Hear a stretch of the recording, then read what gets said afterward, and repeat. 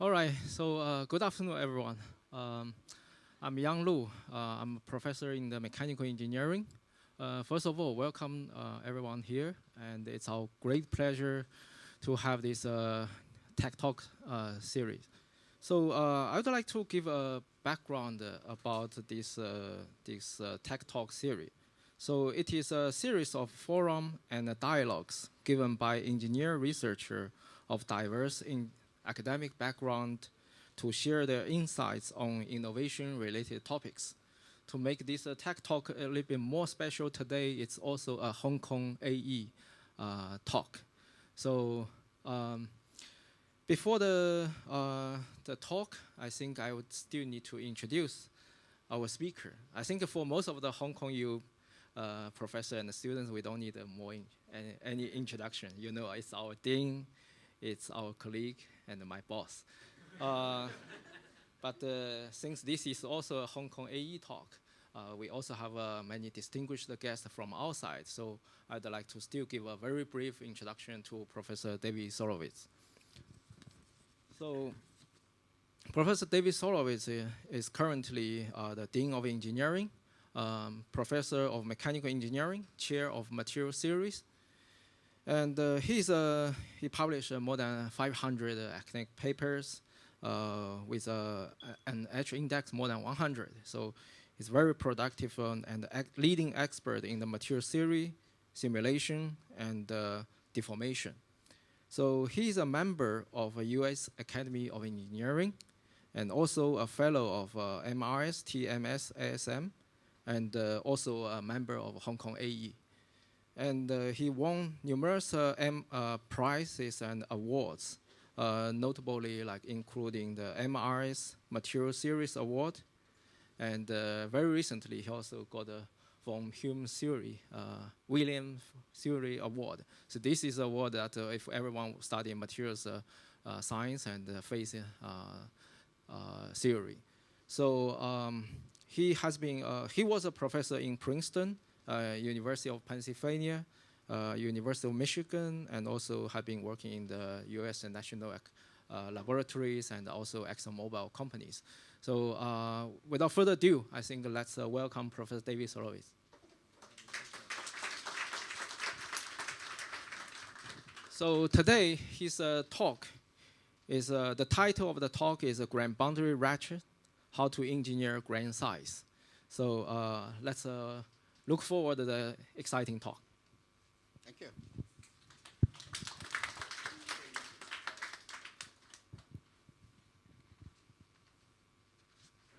Testing. Okay. So I usually start by saying thank you for inviting me, but I kind of feel like I'm home. So it's very nice of all of you to come join to listen to this presentation.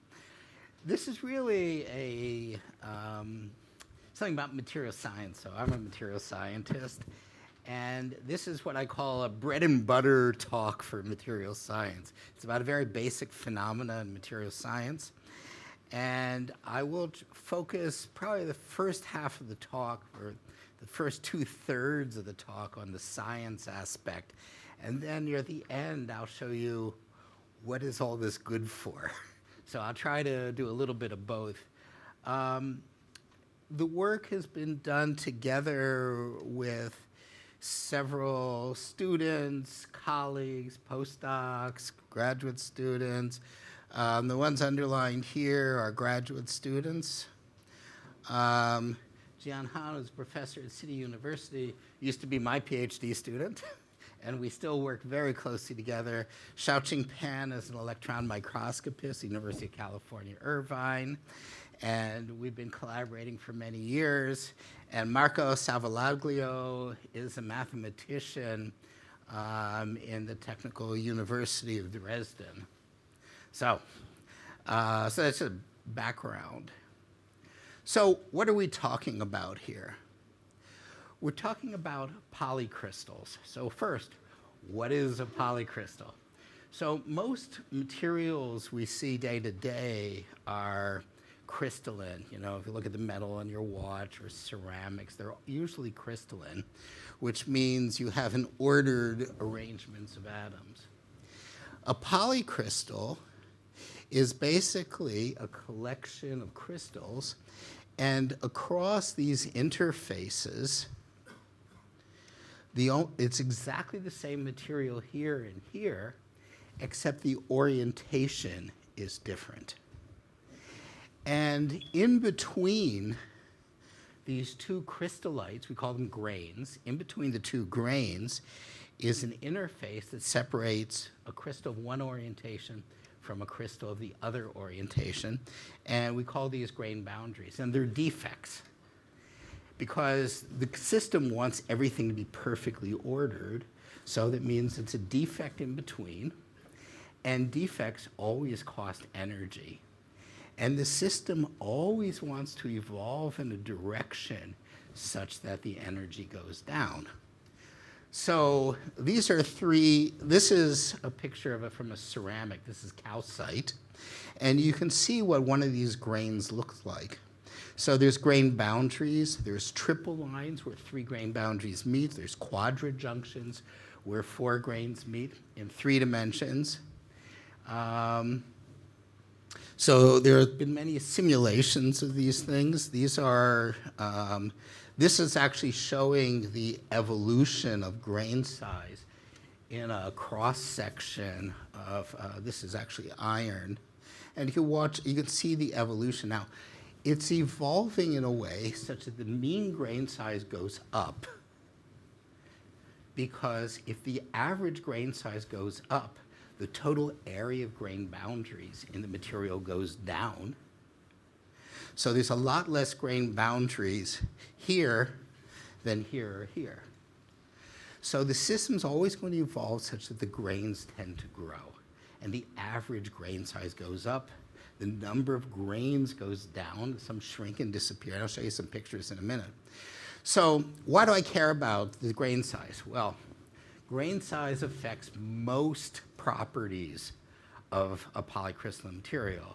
The strength, the creep resistance, the electrical conductivity, the corrosion resistance.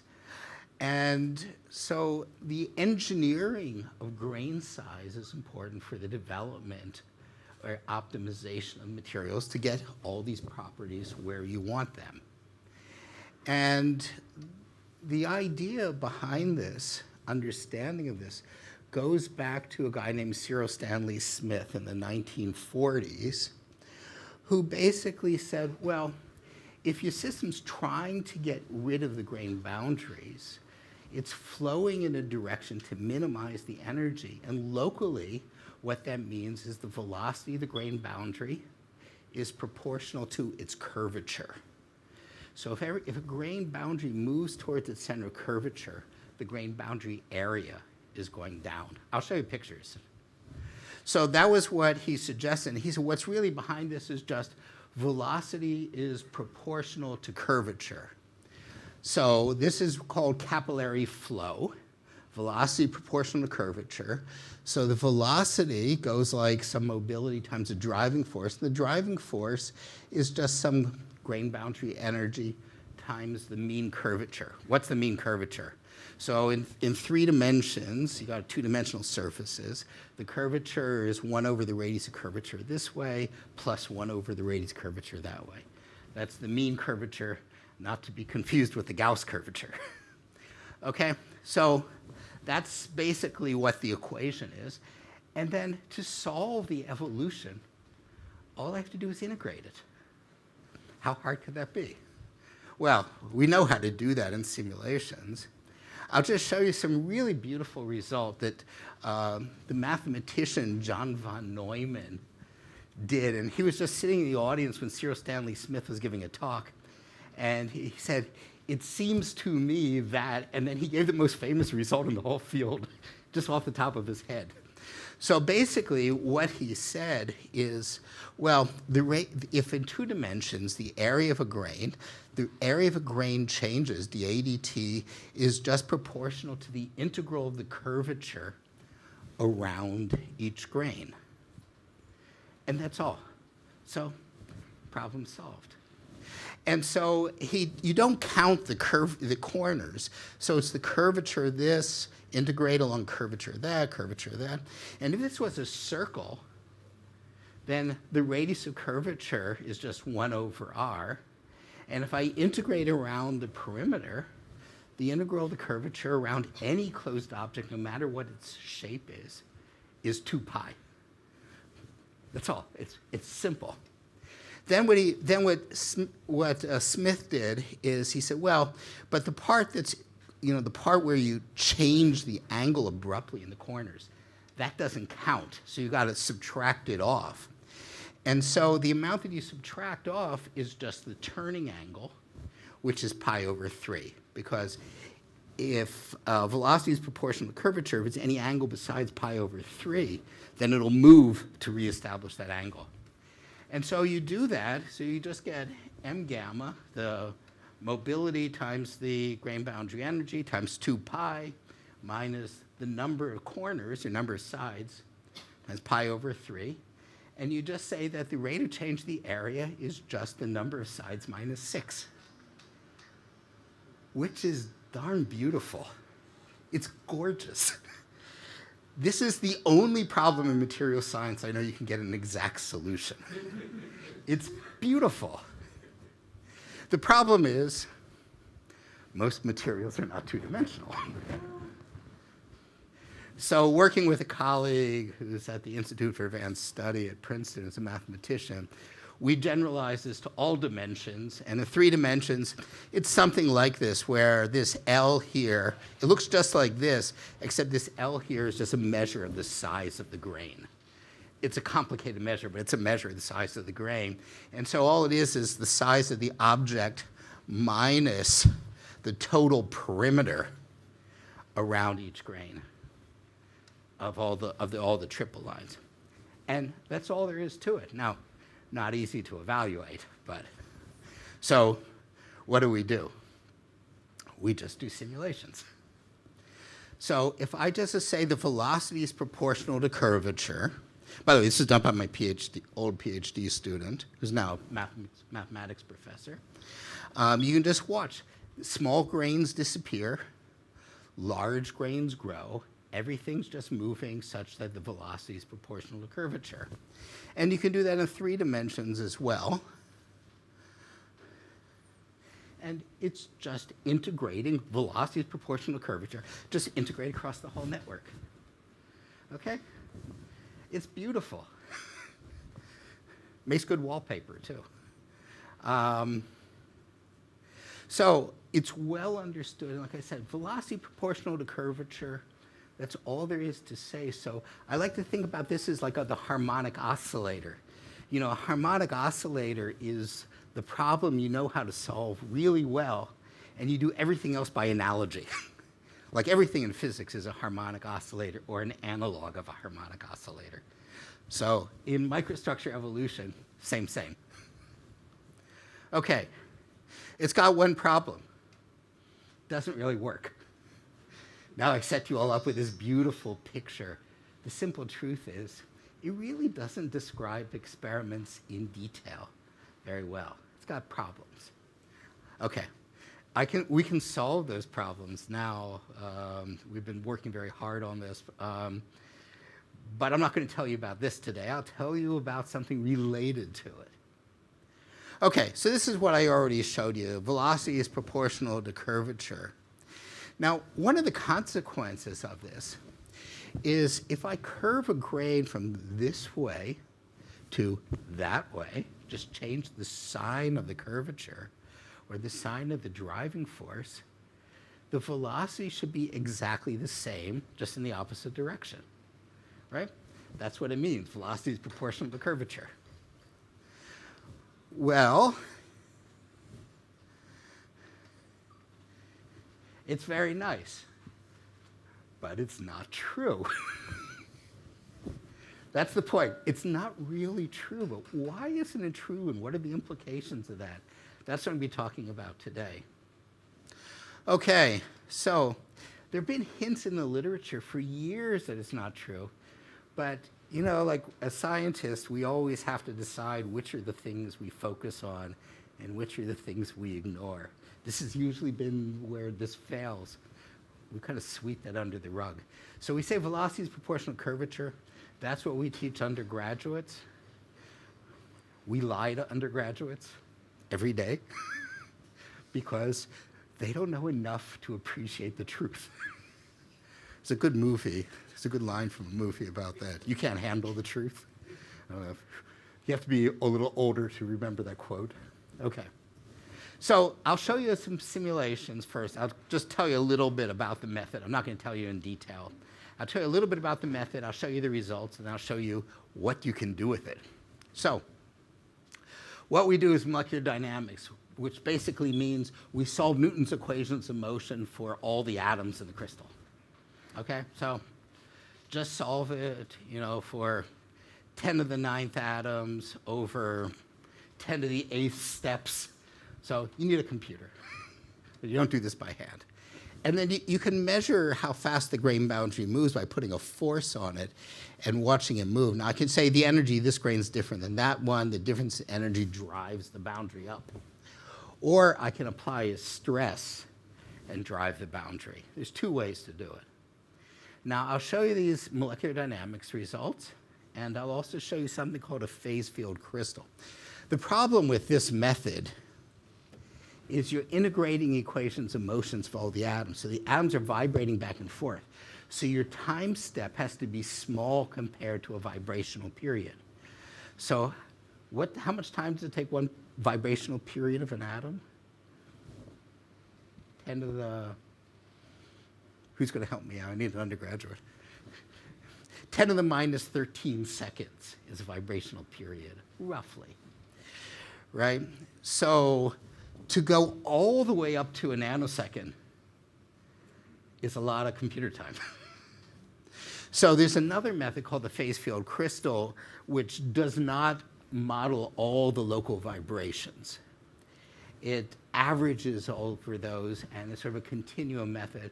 I won't tell you too much about it, but you can go to much larger time scale, but it's not so accurate. So you can get a long time, or you can get small time and accurate, or long time and not so accurate. So we play them both.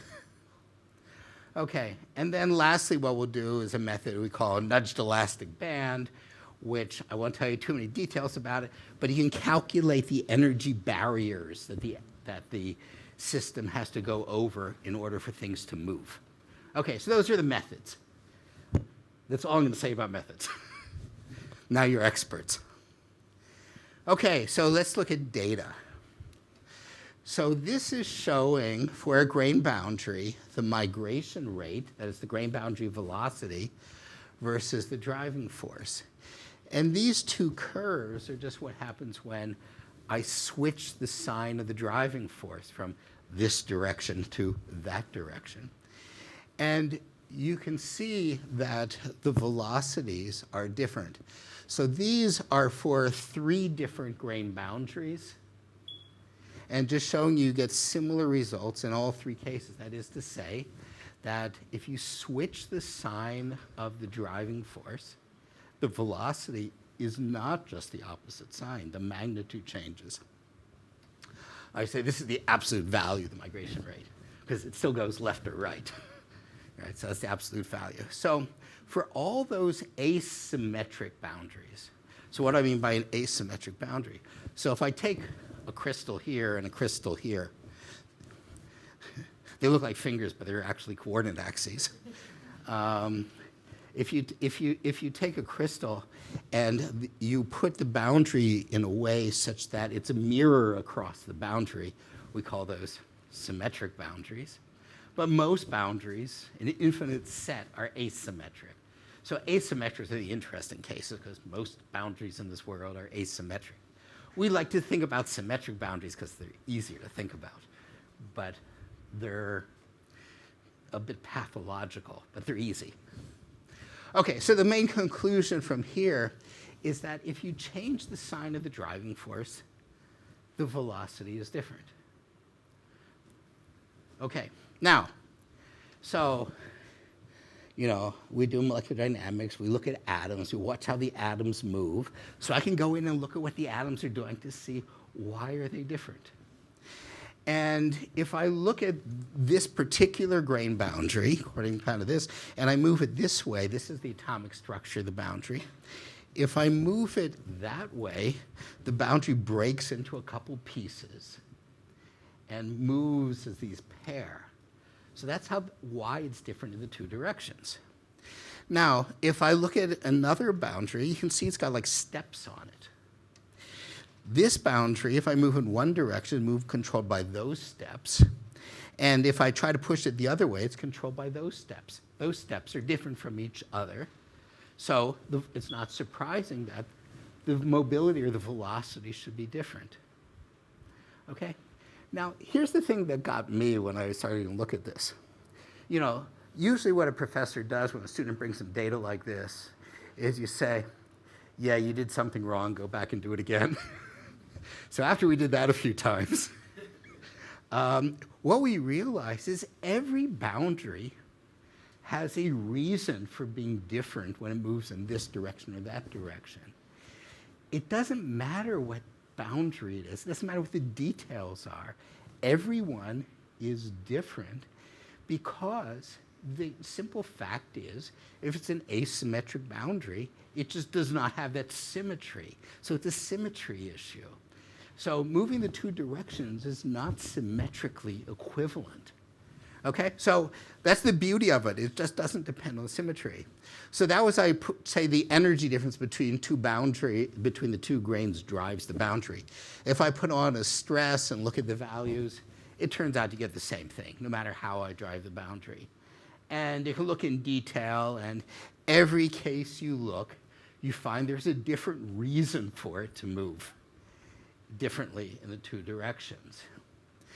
And, you know, microscopically, the asymmetry manifests itself differently. Macroscopically, it's just missing the symmetry. It's just symmetry, which is beautiful. Oh, and I can keep going. So I do a boundary here, which is perfectly symmetric. And now if I look at the ratio of the velocities in the two directions, it's 1. Symmetric boundaries move the same left and right. If it's an asymmetric boundary, velocity is different in different directions. So this ratio is not 1. A very complex but symmetric boundary, 1. And again, another asymmetric boundary, it's not 1. And just for fun, we did a curved boundary. So these are two grains here, yellow and blue. This one we switched it. Same grains, but we switched what's on the inside and what's on the outside. And when these moves, this one's moving towards the yellow grain, this is moving towards the blue grain. And the rate at which it moves is different in those two cases. Okay, so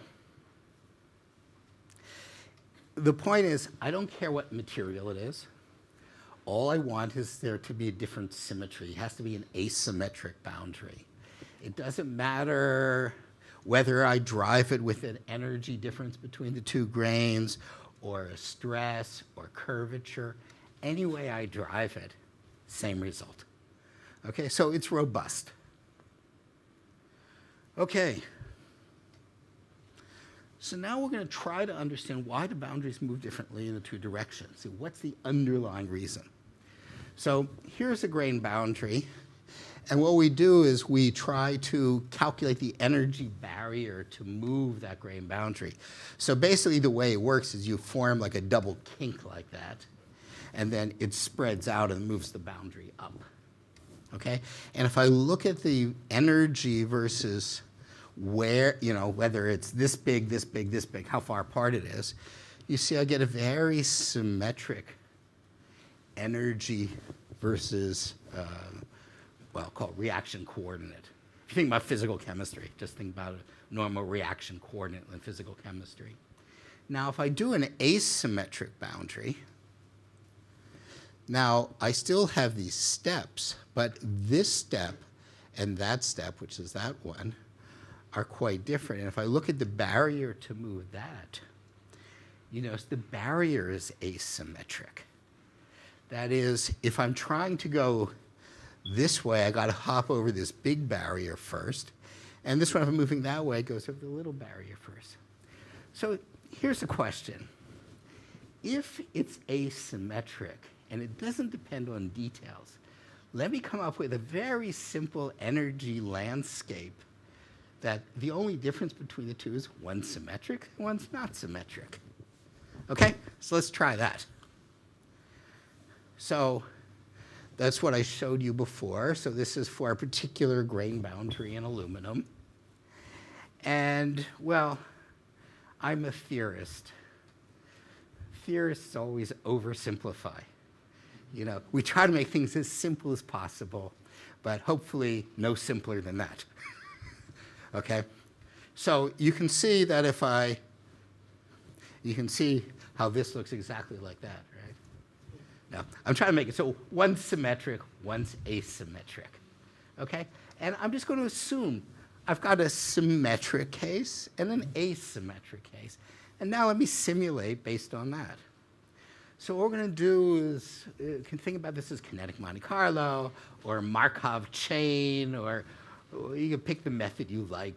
But the point is, if I start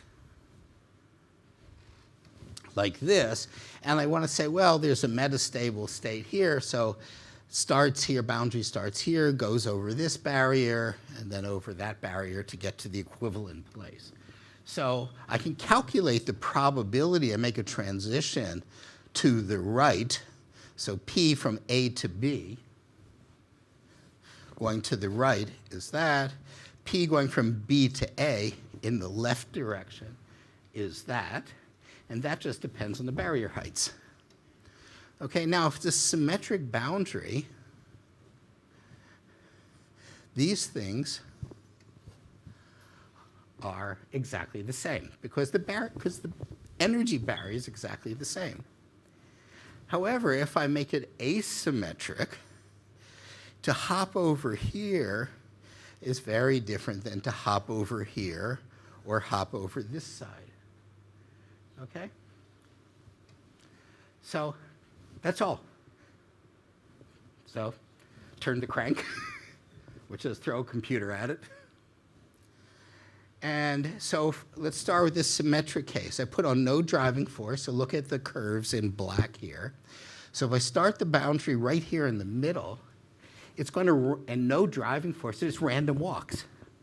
And we all know for a random walk, the probability distribution for a random walk is Gaussian.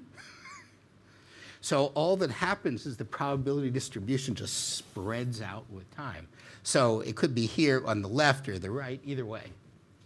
Now, if I start with the asymmetric boundary and I do the same thing, it's exactly the same curve. No difference for the random walking boundary. But if I put on a driving force for the symmetric boundary, the probability distribution tends to migrate to the left or migrate to the right as it spreads. And so there's a net velocity of the grain boundary this way or a boundary that way. But now when I put on this non-symmetric energy profile, it's still going to walk to the left when I put on a force to the left or walk to the right when I put on the force to the right. But they're not the same. And this is only a result of the fact that these barriers are symmetric or asymmetric. Okay. So if I put on a positive or negative force, they drift in opposite directions in the symmetric case. But for the asymmetric case, they move at different rates in the two directions. Okay, I'll show you one more picture. Then I'll jump into, I'll explain why, and then I'll show you the consequences. Okay, so here's an idea. Let me put on a driving force that oscillates. So I'm forcing it left, right, left, right, left, right, left, right. Does the boundary move net in any direction? Well, if it's symmetric, it doesn't go anywhere. The probability distribution just spreads like this. If it's asymmetric, the probability distribution spreads in the same way, but it's moving in one direction. So the idea is if I put on an oscillatory driving force, I get net motion in one direction. Kind of weird, right? Kind of reminds you of like a ratchet for the mechanical engineers. Kind of reminds you of a ratchet. You can turn it one way, but not the other way. Okay. Interestingly, again, this just comes from these Markov chain analyses. I can also do things like heat it up, cool it down, heat it up, cool it down, heat it up, cool it down. For the symmetric case, the mean position stays the same. But for the asymmetric, non-symmetric case, it tends to go in one direction just by heating up and cooling it down. No net driving force, just hot, cold, hot, cold, hot, cold. Okay? One thing metallurgists are really good at is we know how to heat things. We heat, cool, heat, cool. Okay, so first let me explain the idea. The idea is so simple, and it's so pretty. Actually, I first saw this in Feynman's lectures on physics. So imagine you've got an energy landscape that's asymmetric, and the particle or the grain boundary is sitting in one of those wells. Now, when you heat it up, if you don't have this potential landscape here, it'll just go equally left and right. Now, let's imagine I go to high temperature, and it's going left and right equally. And then all of a sudden, so you're like up here someplace, and all of a sudden I cool it. So if it happens to be at this position and cools, it's going to fall down to here. If it's the same distance over on the other side, if I cool it, it's going to go to the next well. So it's just that asymmetry that gives you the net motion when you heat it and then cool it. You know, the atoms, or the grain boundaries in this case, know that they're in this asymmetric well, and you're just spreading things out asymmetrically. And that's all there is to it. By the way, 2016, there was a Nobel Prize for this. Okay, so does it really work? So do molecular dynamics. You know, we're tracking all the atoms. So what we're going to do is put on a driving force and make the driving force up, down, up, down, up, down, up, down, up, down.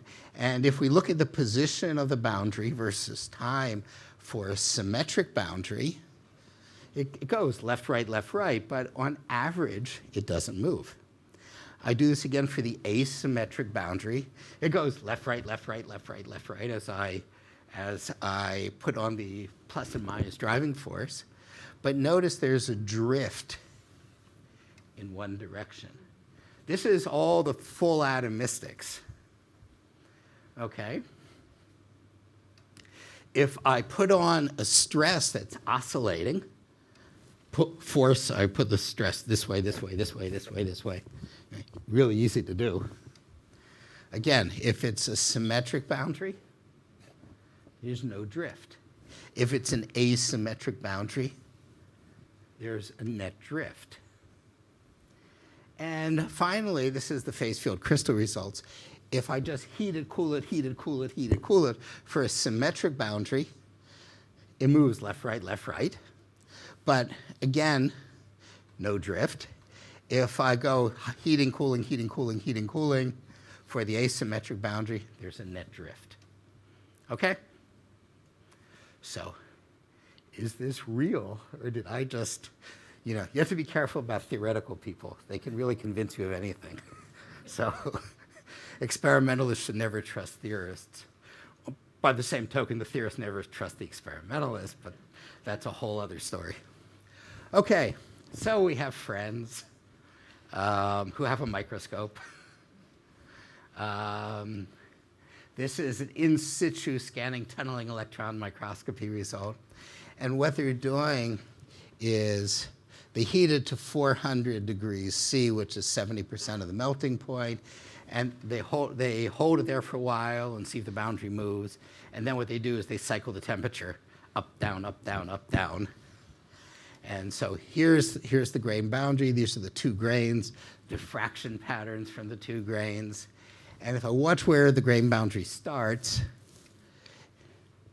you get a net migration in one direction. And if I plot the grain boundary position or displacement versus time, when I hold it at 400 degrees, it doesn't move. If I oscillate it, 400 to 350 to 450, 350 to 450, and we're doing it at 3 times per second, it migrates like that. And then if I just hold it at the high temperature at the end, it still is moving a little bit, maybe because there's stresses in the system, but it slows way down, even at the high temperature where things should move fast. So maybe you should believe it. Okay, so this is cyclic annealing driven grain boundary ratcheting. Why do I call it ratcheting? Because it's just like a ratchet. If you turn it one way, it turns easily. If you turn it the other way, it's very difficult to turn. Okay, so a couple things. So now let's not talk about one grain boundary. Let's talk about a polycrystal. So you do a simulation, molecular dynamics like this, polycrystal like this, and then what we're doing is we're applying a stress, like that. And if you don't apply a stress, you get net growth like this, like Cyril Stanley Smith would tell you, or von Neumann would tell you. But if you apply the stress, the same thing happens, but it grows faster. Okay, so we can repeat this for different methods of applying, cycling the temperature, which I won't bother you with all the details. But the point is, no matter what you do, if you oscillate the temperature or the driving force, things grow faster. So if I want to engineer grain size, I want to control the grain size, I have to still heat it up just to get anything to move. But by applying an oscillatory field, a temperature field, and we showed you the stress field, you can accelerate the growth and therefore change how it evolves. Now,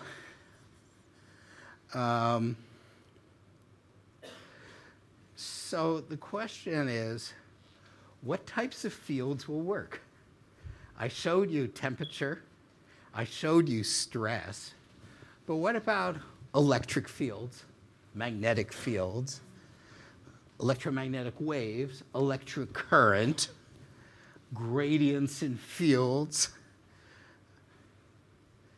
Will they work?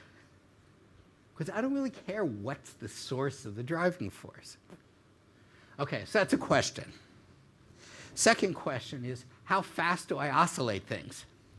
Well, if I do it at 0 frequency, nothing happens, because that's the same thing as just holding it fixed, right? So that's not oscillate, 0 frequency. If I do it at infinite frequency, nothing will happen because nothing moves, because you do it too fast. So the optimal frequency has to be somewhere between 0 and infinity. But where is it? I don't know. Sorry, I'm a theorist. I don't know the answer. I don't know the answer. But if you look in the literature, you get all sorts of interesting things. So you're not supposed to read this. This is actually to show you one thing. If you look in the literature, there's all sorts of examples where people put on various kinds of oscillatory fields, and they see an acceleration, and they just say, isn't that interesting? And then they move on. It's usually like one line in a paper where people apply stress, thermal waves, microwaves, electric fields, magnetic fields, electric currents or electric pulses, and they all seem to accelerate the growth. We don't know why. And in all these papers, it's just like, yeah, it's not interesting. And some of these papers go back 50 years. Okay, so why do I call it a ratchet? Go back to that question. So in Feynman's lectures on physics, he defines a ratchet is a mechanical device that undergoes directional motion, and the Brownian part is under non-equilibrium thermal or mechanical fluctuations. And like he always does, he draws these really nice pictures. This is a physics by picture. It's a good way of doing physics. So what he does here is he makes this device here. On this side, he's got a ratchet. On this side, he just has paddles. And the atoms are bouncing around inside this gas-filled chamber. And they hit the paddles, and they bounce off, give it some momentum, and it turns it. But it'll hit it both equally on the left and the right. The ratchet, though, will turn one way, but not the other way. The net result is the mass goes up. Hey, that's a perpetual motion machine. Really cool, right? We finally got a perpetual motion machine. So something's wrong. What's wrong with this? What's wrong with this is on this side there's also a gas too, and we assume it's at a different temperature.